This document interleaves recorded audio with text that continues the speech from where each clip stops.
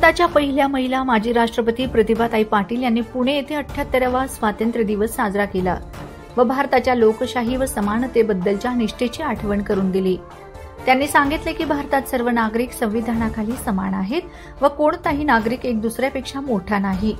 मात्र भारताच्या स्वातंत्र्यानंतर तुकडे झालेत आणि पाकिस्तान आणि बांगलादेश वेगळे झाल्याची खंत देखील त्यांनी व्यक्त केली। प्रतिभाताईंचे संदेश संविधानाने प्रत्येक नागरिकाला दिलेल्या हक्कांची जाणीव करून देतात। त्यांनी आपल्या शुभेच्छा व्यक्त करताना सर्व नागरिकांना सुखी राहावे व भारताने पुढील प्रगतीकडे वाढत राहावे अशी आशा व्यक्त केली।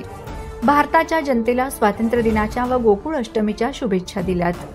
भारताच्या पहिल्या महिला माजी राष्ट्रपती प्रतिभाताई पाटील यांनी 92व्या वर्षी पुण्यातील रायगड बंगल्यावर ध्वजारोहण करून अभिवादन केले। याप्रसंगी प्रतिभाताई पाटील यांची कन्या ज्योतिताई जयेश राठोड, वीरेंद्र बोराडे, खासगी सचिव जयदीप देशमुख, धडकन लाईव्हचे संपादक प्रवीण देशमुख, अॅडव्होकेट जिग्नेश देशमुख, भटू देसले, गजानन तावडे, शंकर वर्मा, डी.के. दास, महिला आरोग्य अधिकारी, कर्मचारी व पोलीस अधिकारी कर्मचारी तसेच जयपूर राजस्थान येथील अतिथी आदी उपस्थित होते।